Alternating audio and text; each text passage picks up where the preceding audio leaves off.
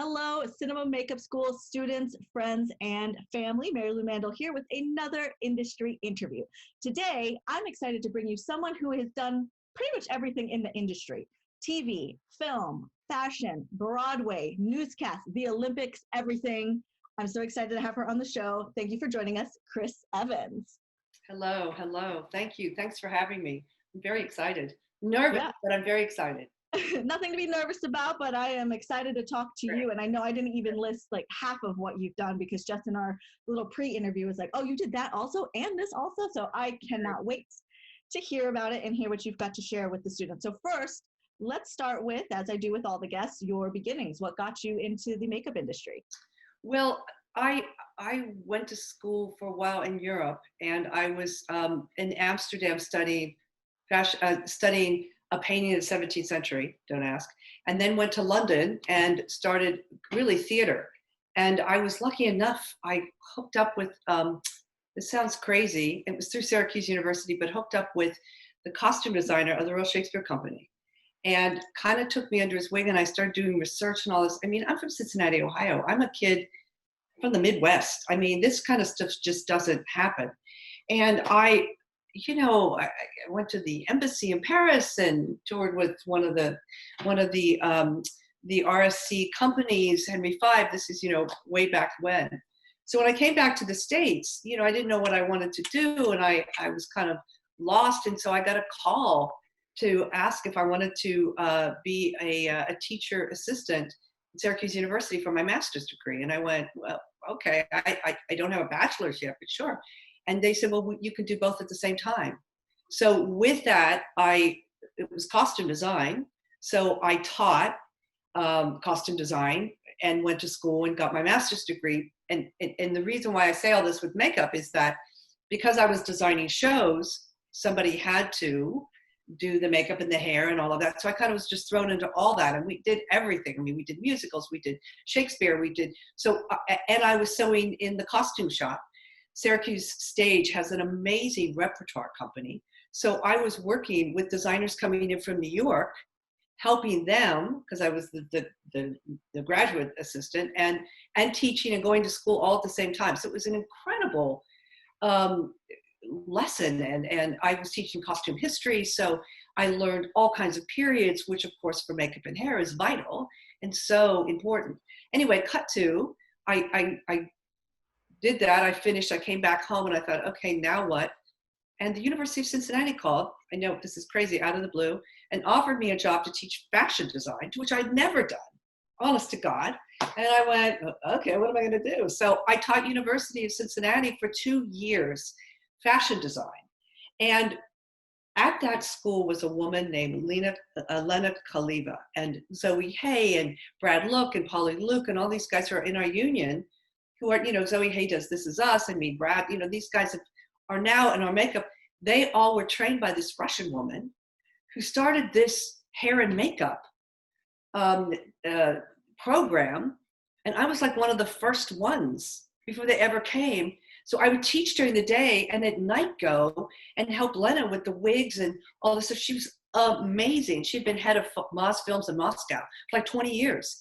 And so she trained me how to do beards and wigs and ventilating, and she was so tough and trained me to do so much that after 2 years I thought, okay, I got to get out of Cincinnati. I don't want to be here. I picked up and moved to New York City. I knew no one. I'd like $300 to my name. I mean, it was crazy. Everybody said, why? I just knew I needed to get out. I got to New York and I figured, okay, now what? I got to make a living. I've got all this kind of eclectic. I got a job as a stylist for one of the top photographers for catalogs in the city. Started styling his stuff. And of course that went hair and makeup. And then realized, okay, this is a little crazy. I put my name into the union. I swear to God, true story. I was a permit. They called me and said, okay, you have to go in right now. Someone's called in sick and you have to go in and do this person. It was Barbara Walters.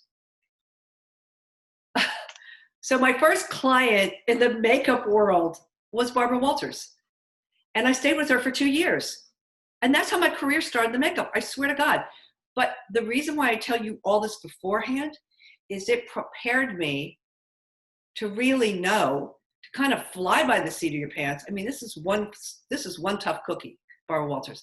I mean, I did, Reagan and Mondale debates with her. I did 2020 with her. I did all of this stuff with her, ABC 2020. And then from that, I started doing Good Morning America. So then I did Joe London. And then I started doing all these people. Cut to, I got into the union. That put me at NBC, to where then I did Cosby Show, and I did 6 years on Saturday Night Live. And, and because I didn't want to be at one show, Cosby was Thursday night, Saturday Night Live was Saturday night, I could do soaps. I could do Metropolitan Opera. I could do all this stuff. Meanwhile, I got married to a photographer. We opened our studio. I started doing fashion with all the top models, doing runway and catalogs. And I was bored. I thought, okay, I want to do more editorial. Picked up and moved to Paris. Spent a year in Paris, went back and forth, New York, Paris, did all the shows. I mean, editorial. I mean, I say all this because you never know. I mean, anything that happened, it was like, okay, all right, sure. I mean, I was just so open and so game. That, was I scared? Yes. Did I know what was going to happen? Absolutely not. But I was so determined to learn anything I could. I will say, back then in New York City, there were very few of us that were accepted at a certain time every 3 years. So we had union classes that were taught by Carl Fullerton, Lee Began, and Dick Smith, and Bob Kelly. So we were taught by the masters every Tuesday. And then we had to work, at NBC or wherever we were called to do. And so, or ABC or CBS, all the news shows, all the soap operas, and then they sent us, I did Metropolitan Opera. I did Broadway. I mean, they just sent you anywhere, and you kind of just had to wing it. I mean, you just knew that education, I mean, the people I worked with were so kind and so open, and said to me, oh, you want to know that? Okay, here, let me show you. I can't even tell you how grateful I am for, and then from there, it just kind of went on and on and on and on. I mean, so here we are in a pandemic, and, I say I'm doing this a long time. I still love it. I still take webinar classes. I've done every single webinar, 14 of them, with V. Neal and Joel Harlow and, and Nick Dornan from Bluebird. I mean, I have done all of them for free. I've been doing this literally 100 years. I don't ever think you can learn everything. Everything is changing. Life is changing. How you listen to how these people work and what they do, it's just, everything is, I mean, I don't want to sound so Pollyanna, but everything is such a blessing. Every place I go, I day check because I want to see what everybody's doing. I did background pirates. I did 3 pirates. Oh my God. These artists and what they did and what they used and how they did it. And, 4 Hunger Games running background, 40 makeup artists watching what they did, what they created. Yeah, and you're such a great example of take what's given to you, make the best out of it, because it's going to lead you to the next great step of your adventure. So it's not, oh, I'm going to wait till the prestigious thing comes. It's, can you do this? Okay. I don't know where this is going to lead. To Barbara Walters on your first job. Why not? Okay. Right. Let's go with it. Like, it's fascinating. I know it's hard. I know you have to pay the rent. But I will tell you, when I first started at ABC, I was making something like $140 a day before taxes. Okay, that's nothing. I lived in New York City. I mean, we're talking a long time ago. But my point is that I tested for free. I worked with photographers just to get photos so that when I went to Paris, I had a book. I mean, nowadays it's changed and it's different, but I'm telling you, you have to look everywhere. Someone says to you, hey, can you assist me? Can you come on? Can you do it? Just say yes. I don't care. You never know where it's going to take you or who you're going to meet. or what you're going to learn. And thank God for the people that were there that taught me. I can't, even going to Paris, I had worked for years. In the first fashion show I did, I like painted nails, but it was Terry Mugler. And then they said, oh, you could do makeup. So I started doing makeup in Terry Mugler at the Louvre in Paris. It's like, oh my God, hi, Katie. I mean, it was, who knew? I knew no one. I didn't speak French. It was so iconic. I like watched as he came down the runway and crying, because here's a kid from Cincinnati, Ohio. I'm standing in the middle of Paris watching work on the runway, and you can still see it. You can still see it online. I mean, I just watched it the other day just for the heck of it. It's like, oh my God. You never know. You just never. And that's a lot of the joy of working in the industry in any kind of position, which I don't think a lot of people realize when they're going in, that it's like, you may not go to the Academy Award winning level of XYZ, whatever. No, it's the journey and the places that these jobs can take you that develop you as a person, because like you could do nothing and end up in a project that wins an award. Who cares? Whoop-de-doo. But you experience some life. Like, so talk to me about the Olympics. You were talking a little bit about that. How amazing is that? Well, you know what? I will preface that by saying I moved from New York City to Park City, Utah. I was married, had a child, raised my child in the mountains. So I was in Park City. And I'm going to preface this only by saying, we'll get into the union. But I want to tell you how crazy life can be. I got into 706. I was very lucky. A film called Powder changed and to union. So I got my days, I got in. And back in the day, Hollywood Reporter would list the films and where they were shooting. And I knew I needed to get my medical and all this. And I lived in Park City. I didn't live in Los Angeles, but I was in the union. I knew I had to get, cut to, I saw something. I mailed in a resume from the Hollywood Reporter. They were going to be shooting in Salt Lake. I swear to God, true story. And I said, okay. So I said, now mind you, I had 10 years in New York City. So I had worked with some, pretty amazing directors. So it wasn't like I was starting. However, I knew no one in Los Angeles, no one. And I lived in Park City, Utah. I send in the resume. I get a call. And they said, we'd like to, swear to God, we'd like to fly you to Los Angeles. And I said, to work in Utah? And they said, no, the director saw something on your resume and we'd like to interview you for the department head of Con Air, $100 million Jerry Bruckheimer movie. I said, okay, right? I got on a plane, I fly, cut to, I was hired as a department head of Con Air. It introduced me to the film world in Los Angeles. And from then on, Jerry Bruckheimer became a personal client. And I went on to do like 9 of his movies, from Coyote Ugly to Bad Company to National Treasure. And, I worked with Beyond Pirates, on and on and on. I will tell you, this was from an ad. I sent a resume. I knew no one. So don't think that what you think is not going to happen or, that'll never happen to me. You never know. So way back in New York, I had worked at NBC, and Bob Costas, who was kind of the voice of the 14 Olympics, had done a show, and I was working on the Donahue show, and he was there in the studio, and my friends were there. So my friend had done Bob when I moved away. Bob was, with my friend. She couldn't do the Olympics. She was in New York. So she said, hey, but I know someone in LA. It's the Salt Lake Olympics. She lived in Park City. She's now in LA, but she knows Utah, blah, blah, blah, blah, blah. You know her from New York. You should give her a call. Cut to, they call me. I'm hired to do Salt Lake. I worked with Salt Lake. I did 7 Olympics with Bob. From Salt Lake City to Rio, every single Olympic. China, London, Vancouver, Torino, with Bob. And I was his personal for all of the Olympics. And that was, again, a connection in New York that was just kind of, people that I knew.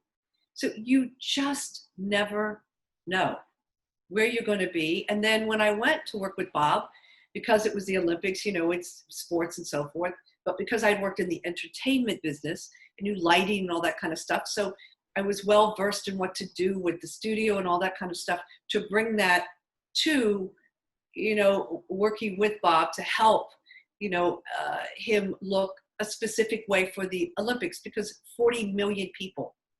I mean, worked presidents, and I mean, he interviewed everybody. It was a world platform. And I will tell you, working with Barbara Walters for 2 years trained me on how to be and what to say and how to act and what to do on very high profile. Because it's not just about doing the makeup, as we well know. It's about so many other things, especially when you're dealing with a person. Yeah, well, talk to me a little bit about that. Like, I'm interested to know some tidbits about being professional on high-profile projects like that when you're dealing with someone that's interviewing a president. Well, I will tell you, I read a lot. I'm an information junkie. I get the Wall Street Journal every day. I mean, I don't say this for people to do this. I get the New York Sunday Times every Sunday. It's just I want to be informed of what's going on in the world besides our world of makeup. And I say that, I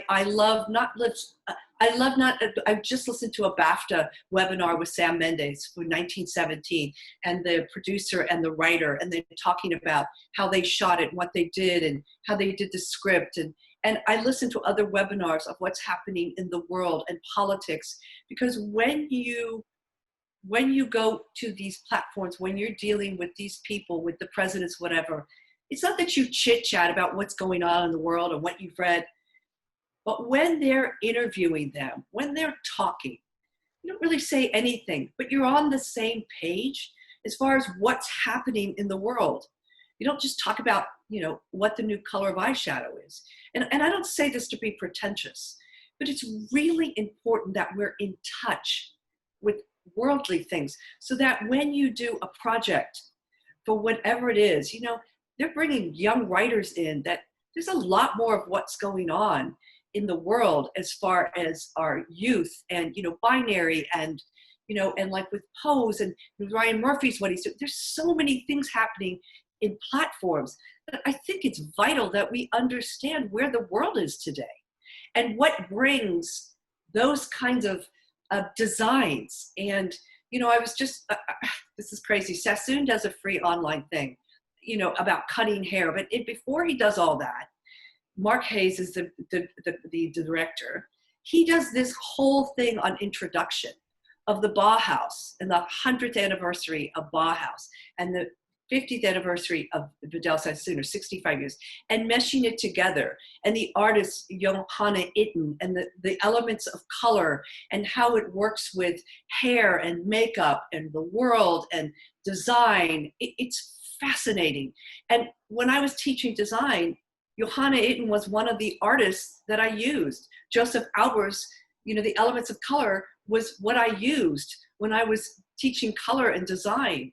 And so this is all makeup. So my point is that you don't necessarily have to talk when you're with these people, high profile, but you understand the conversations, that if they ask about something or a designer or a look or a period or something, you understand what they're talking about. Not because of my age. You could be 22 and know who these iconic painters are and know what they do, to know what pointillism is. It doesn't make any difference how old you are. It's how excited you are with life, just life.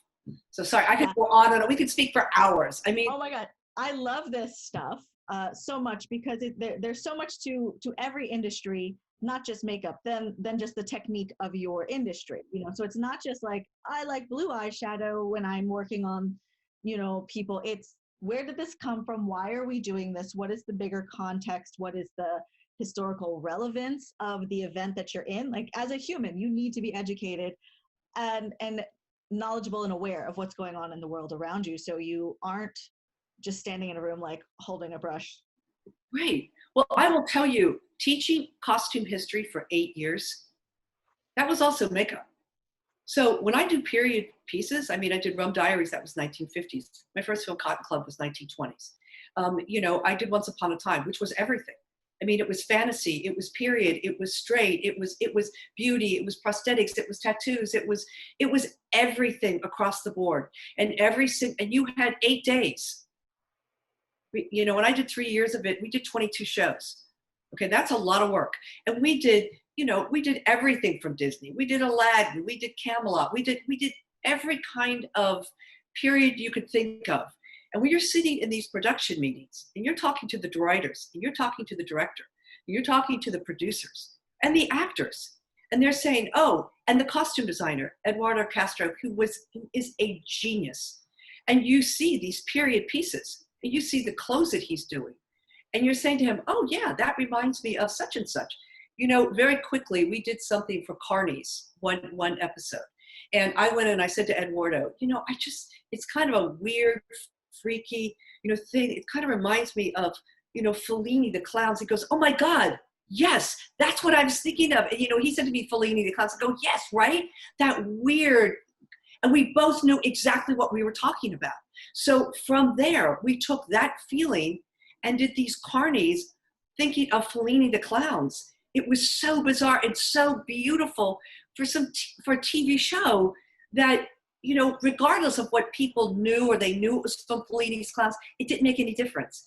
It brought to the table, and for me, to this day, Eduardo's still a dear friend of mine. We go to when we were going to movies together, we talk on the phone about, did you hear that? Did you see that? Because that to me that's the difference. When everybody says, how can you be special? That's how you can be special. You can have these conversations that when a director or producer uses some kind of idea and you go, yes, I know exactly what you're talking about.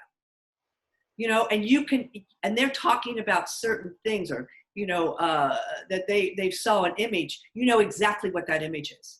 That puts you in another category, that they feel like you're in their corner. And so you're different from the 90 million other people who have no idea. When he goes, oh yeah, reminds me of pointillism, when this painter did this and colors together, and you go, oh yeah, you love blah, blah, blah. Oh, I love Signac. And the painters, immediately there's a connection, that they feel confident that they can come to you and talk to you about the work and know that you know what they're talking about. And it sounds like you're advocating for being a well-rounded artist. Absolutely. Right? Without a doubt. Yeah, you ingest as much art from every sector that you can, so you bring that into your work, because may it even just be a commercial or like a catalog thing, right? And it's very, just plain. You think plain every day, but like, why is it plain every day for right now? Right. Why is it this? Where did it come from? What was plain every day in the 50s to what it is now? How does it make a difference? Right. How does that affect the art? Exactly. Why is the shirts now blue instead of pink? It all adds to it for you. Well, Debbie Zoller was talking the other day on a thing for Mad Men, and she was talking about, the way these people dressed and who they were. And she said, I had to, especially the men, because, they're the smoking and they're drinking and they have the suit, they always have the suits on, everything. And just that whole feel wasn't just what kind of foundation you put on their faces. It's the same way, when I did, the show with Ginny or with, or with Lana or with Jennifer Morrison or any of the guys, with Hook or any of these guys. These were characters that were not just about, what makeup are they wearing or what's their beard like or what coloring it is. This is a character. This is who they bring to the table. I did an old age on Colin, who played Hook. And, he's this handsome guy. I mean, he's so handsome in his Hook. He has a huge following. And his favorite character was the old Hook. He loved the fact that we were stretch and stippling him and graying him and eyebrows and all this kind of stuff. That's what he loved, because it was a character that he took him out of the other Hook. And because we could talk about it, it was another level that he had a confidence that when I said, well, what about this? He goes, absolutely, that sounds great. Because he knew that we were kind of on the same page. That's what you want to bring. That's why people, when they're personals, there's a reason why Gene Black has been with Brad Pitt for 20 years. There's a reason why. It's because, there's that comfort that, Bob doesn't do Olympics anymore. I mean, but I was with him for 7 of them because he just knew that when he got there, I was prepared. and I took care of him. End of story. And it's just with all of it, how to act, what to say, the makeup Good. is this much. It's all the other stuff that you bring with it. Yeah. Fabulous. I mean, Joel, just, all the people that I've been watching in these webinars, they're just, wow. Well, let's talk a little bit about that, about continuing education, because you already are in your career, you have a successful career, but you, and I discussed before, and which I feel very passionate about as well, is that you must continue to educate yourself, especially when the resources are so readily available. Yes, especially now. I mean, yes, we're in a horrible pandemic. Let's face it. We all want to be working. I mean, March 12th, I was employed. March 13th, I wasn't. A 6-month job went, yes, it's coming back. When? Who knows? You know what I'm saying? So, okay, so you have to figure out, you also have to be smart. It's not just when you're working and all that. I think Matthew Mungo was one of the first webinars that I watched, and he was telling them, you guys have to prepare. You have to tuck away. I've been freelance for a lot of years. Okay, no full-time job. I didn't take a TV show that lasted 12 years. For me personally, especially in New York City, I didn't want a soap opera for 6 years because I wanted the opportunity to do everything. I wanted to be able to go from Broadway to, I will tell you, Phantom of the Opera was coming from London, and they were doing these photo ops, and a friend of mine, she was one of the people who was doing hair and so forth, and she actually was still there. She called me and said, hey, they're going to be doing this, you need to go in. And I went in and spent 3 weeks overseeing Phantom, training the dancers and all this, and then did one of the Total Roadshow. And then from there, they called me to do Miss Saigon. So 5 days before it opened, I went back and designed the opening for Broadway because they had changed people, So, I mean, that kind of thing I wouldn't have been available for had I been doing something full time. So it opened up the Metropolitan Opera. They called me and I went in. I mean, oh my God. I mean, that for me, I love opera. So for me to do it was, it pinched me. I mean, I could not believe it, but it opened up the door for the fashion, for the film. I wanted to do everything. I wanted my hands in everything so that I could, not because I could say, oh, I did this and I did this, because everything's so different.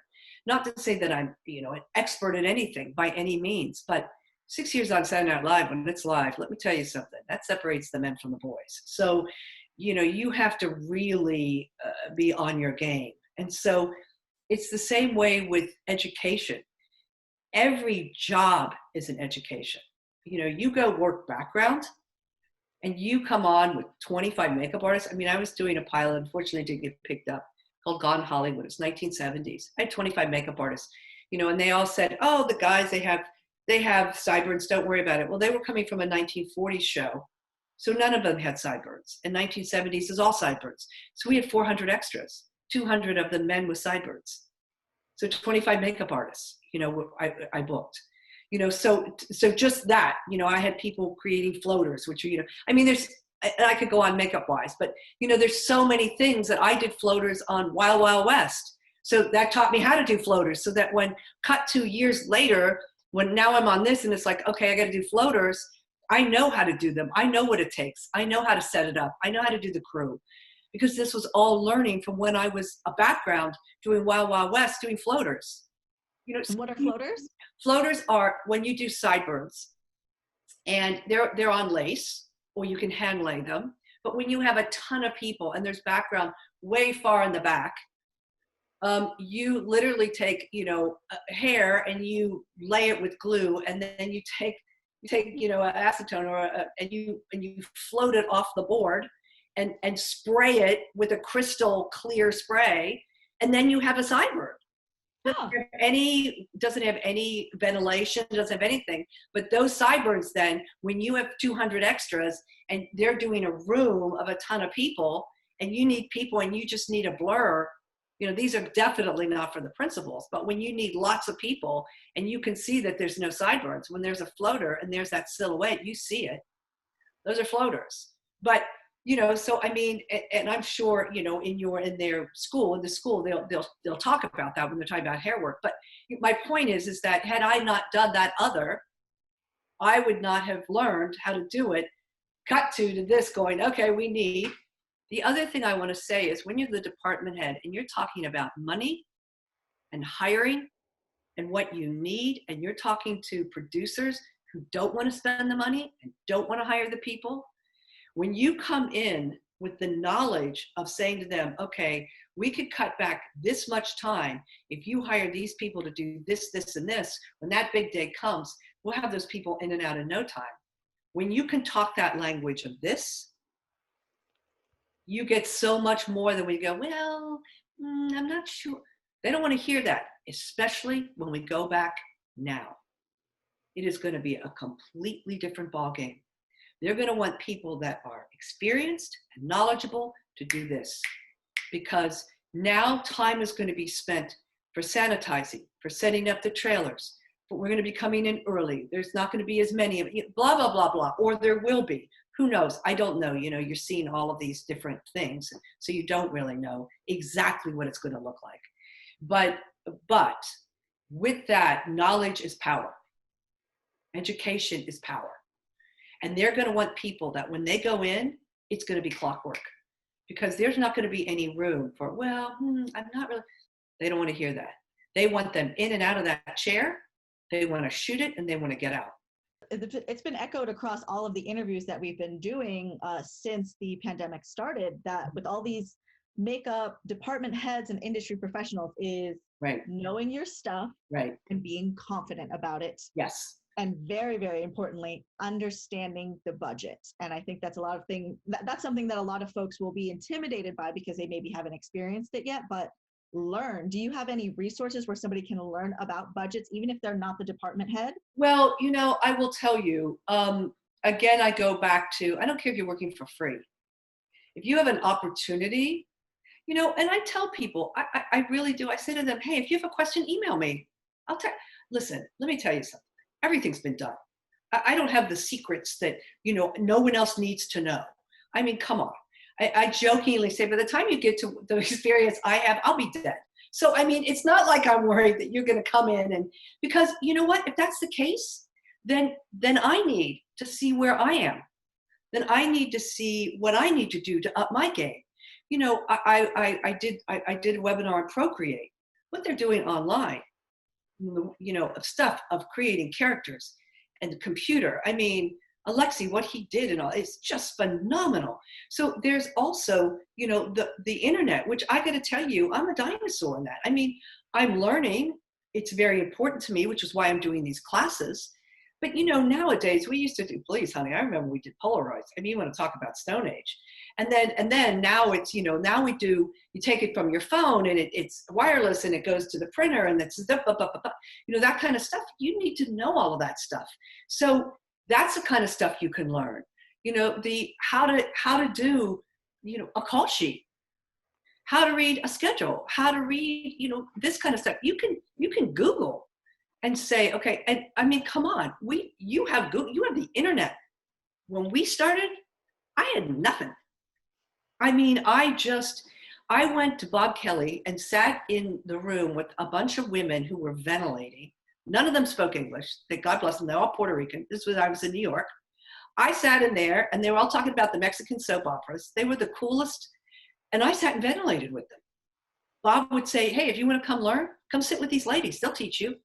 I learned about hair. I learned about lace. I learned about ventilating. I don't do it anymore, but I took a ventilating class through our contract services just recently because so many things have changed.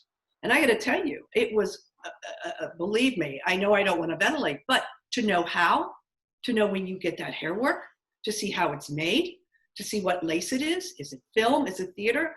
And by the way, these are all webinars that are free that anyone, non-union or union can do. This is your responsibility. People say to me, what are you doing all these, I mean, don't you know all this stuff? No, you can never know everything. I will tell you, and I don't say this, this is my 40th year in the business. I started in 1980. When I'm telling you, honey, there was nothing. There were no computers, there were no cell phones, there was a walkie. And even then, you're lucky if there was a walkie. You asked what the lens size was. There was no video village. And the reason why I say this is now, oh my gosh, there is so much. Stan Winston just offered a 30-day free thing to go in, and I jumped on it. Am I going to do a 4-hour prosthetic? No, but I need to know how it's done, so that when I hire those people to come in as a department head, I understand what to order, what they need. When they tell me products, I understand those products, whether I use them or not. You know, the Telesys 5, the this, the that. Listen, we used to use Medico 355. I mean, that's dinosaur now. But Joel Harlow was just talking about, oh yeah, I had some 355. I knew what it was. And here he's talking about it just 2 days ago. So my point is that knowledge is power. Just because you're quote unquote in school or you're young or whatever, if I took that attitude, I'd be working in a grocery store in Cincinnati, Ohio right now. I got out because I knew the only way to do it was education. Education, education, education. To this day, I love it, every bit of it. I feel the same way. I just never want to stop learning. That's why I love talking to everyone, whereas like makeup's not even my industry, but I'm like, just tell me everything. I just want to know. Right. And you know what? I will tell you, here's what I say to the students. If you want to learn, you will. There is so much out there. Museums are offering free tours of their museums, of their painters. Find out the colors Van Gogh used, that Seurat used, that the Impressionists used. Because those paintings, that color, their way they saw it, their eye, is what you're going to use when you do skin tone, when you color a prosthetic, when you're looking at, you're looking at a silicone and there's no coloring to it. How do you spatter? What colors do you use? When you're doing a beard cover on something, it's not just black and brown. It's blue. It's red. It's so many different colors. It's the color wheel. It's primary colors. It's secondary colors. This is all painters. Sculptures. Look at Rodin. Look at how he did it. Because if you do sculpture and you need to do it to do a cast, to do a head for when you're casting someone for a film and you need to sculpt a piece, you're going to have to see. Look at the masters. I mean, it goes on and on. Through our union, which is very, very, I'm so lucky. There's an art school here in North Hollywood that offered courses. I went back because I did sculpture courses. I did art when I was at Syracuse. I did painting. I even modeled for painters so that I could watch them paint sculpture. And they had a sculpture class in North Hollywood just a year and a half ago. I went and took the 2-day weekend, 9:30 in the morning to 4:30 in the afternoon, sculpture class. Free lunch. It was amazing with a live model. They gave us the armature. They gave us the clay. The guy who was the teacher is phenomenal sculptor. Oh my God. It opened up a whole new world for me again, to go back to my roots after doing this for so many years. So again, I could go on and sorry. I mean, can you tell I'm like, yeah, there's not enough time in the day. There's not enough time in the day for me to do everything I want to do. Oh my gosh, I feel like we're kindred spirits in that realm. But do you have advice for the students? We talked a little bit about survival before we started the interview. Right. Is there things other than educating yourself and expanding your artistic eye as far as survival goes that you'd like to share? Well, like I said, it's tough now. I mean, I got to say, I'm not gonna sugarcoat this. We are coming into a completely different world. I'm not saying that it's impossible. If you have to get a job at a counter to foot the bill, at least you're meeting people, you're practicing your craft. If someone, if a makeup artist is starting and they need an assistant and they're paying minimum wage or they're paying whatever, and you can get in there and you can say, yes, I'll do it. We're talking about people who will say, can you help me organize my makeup in my, my studio, my garage, and even for minimum wage, whatever it takes, in order for you to keep your eyes open, your ears open. Listen, and I don't say this is a totally different time, but I worked at a gas station. When I was in college, they gave me my tuition, but I was paid $75 a week to teach. I got to tell you, that's not a lot of money. I ate a lot of macaroni and a lot of tuna. But I worked at a gas station, a grocery store. I sold shoes. I got to tell you, in order to get me through, and like I said, who knew? I put my name into the union. I show up, it's Barbara Walters. I was from Cincinnati, Ohio. Are you kidding me? When I called to do Con Air, I was in Park City, Utah. And I just set my resume in. It was like any shot that I could see, any place that I could go, any Google. I just went on Actors Fund that anybody can go on. And they just had a seminar on how to do your job, jobs. And it was a whole thing of websites of what to go on. You have no idea what will happen. If you just click on something, it could open up a whole together different world. So I just say it's survival. Think out of the box. Think out of the box. If you have a special skill, if you're great with computers, let me tell you something. These students, oh my God, with computers, get out of here. With social media, you have no idea. If somebody needs help with their computer, a makeup artist or whatever, you go in and you help them.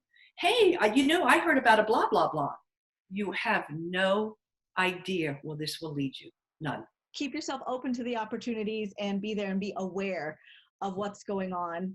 And there's something to be said about being upfront about what it is you do want. So be there, help, right? Say you got to help a makeup artist who needs help with their computer. But then you express, not there looking for work, but you're just like, no, this is something that I would like to pursue. Yeah, but let me tell you something. If they're a makeup artist and they're working for a makeup artist on the computer, it's going to be quite obvious. The reason why they're helping them is because, they also need help. But I will also say, and you know what, a lot of people say this, and I can say it as well. Know your place. Know your place. When you ask me about what it's like to work with, high profile, you know when to open your mouth and when not to open your mouth. You know that if they want something done and this is what they want to do, you do it. If a producer says, this is how I see it, or a director says, this is how I see it, you may have suggestions, but the bottom line is your job is to give them their vision. And so, there are times when they come out and you go, oh, and I'm going to okay, I'm sure you're going to set the world on fire. We all think that. But at the same time, we have to realize that ultimately we are, Kazu, everyone knows who Kazu is. He just won the Oscar, right? Okay. Just now again with Charlize Theron. The guy's a genius. And he was on a film set and he goes, you know what, this isn't working for me, and walked away and became a sculptor and became a world-renowned sculptor. So everyone knows, Salvador Dali, I could go on and on, Jimi Hendrix. And then he was called back by Gary Oldham, and he did it, and then Charlize Theron, and, he started, and here he is. He comes back twice and wins Oscars. This guy's a genius, but he wasn't being fed. And so he thought, what can I do? And he walked away from a lot. But he knew that what he needed to do was that, which brought him back to where he is with new joy. So again, follow where, and don't poo-poo anything.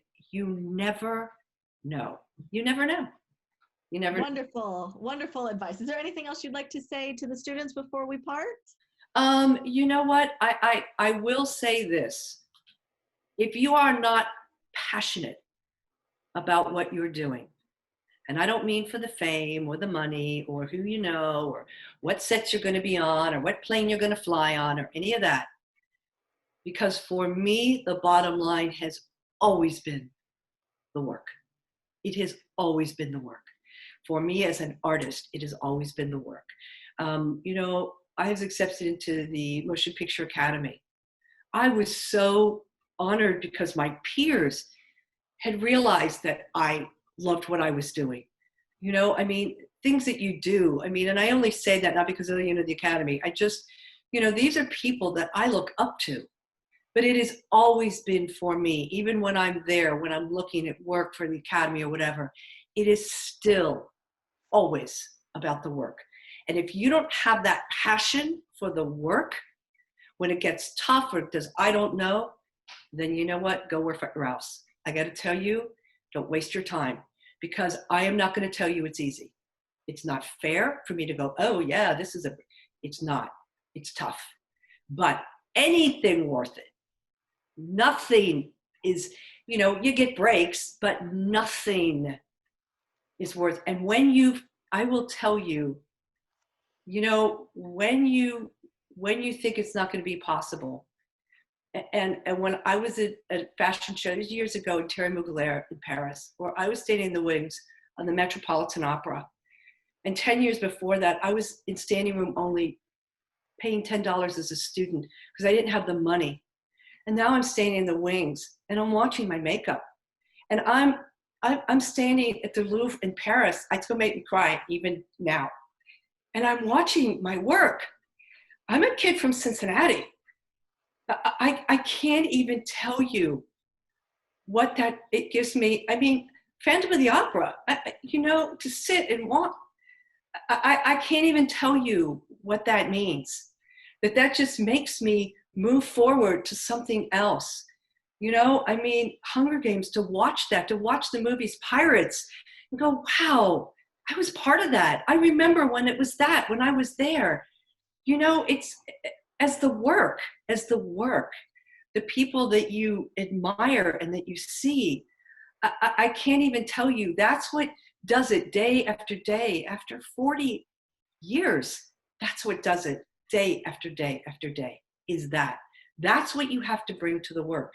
And if you don't have that, you shouldn't be in it. It's that simple. Oh, that is so powerful and wonderful. And I'm moved, and I'm so glad that you are in the industry and you're doing this. And I hope that all of our artists that we have out there watching this feel that same level of passion. So and I'm if really you guys want to know more, and I'm just saying, sorry to interrupt you. If they have questions, I'm from Syracuse University, so I would guest lecture at Syracuse here abroad when they came to LA, and film students, not just makeup artists, but people were director and producers and so forth, telling them the same thing. And I've had people email me and saying, gosh, thank you so much. What would you suggest if I just talking? Even if you're a director or you're producer, or whatever you are in whatever realm, you still have to talk to producers and directors. You still have to present yourself. Anything, I'm more than, willing to, if there's any kind of advice, what, we have to give back. There are so many people that helped me along the way. I can't even tell you, I would never be where I am if it weren't for those people who were so generous. So I think we got to give back. Perfect. Well, let us know where the folks watching can reach you. The easiest is krisevansmakeup@gmail.com. That's the easiest to remember, with a K, K-R-I-S. And if they want to email me or whatever, and if they have questions, I'm more than happy to, if they say, can I have a job? That's a different story, only because, there's a little thing called a union. But other than that, if they have whatever, please. That is wonderful. Thank you so much. If you want to know more about Kris's career, you can go to krisevansmakeup.com. You can also find her on IMDb. Yes. Well, thank you so much for joining me on this interview. So lovely to meet you. Thank you for doing this. I hope I didn't yak too much.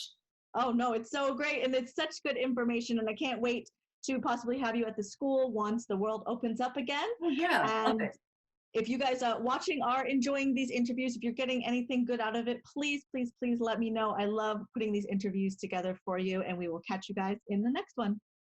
Thanks, Dawn. See you later. Stay safe, everybody.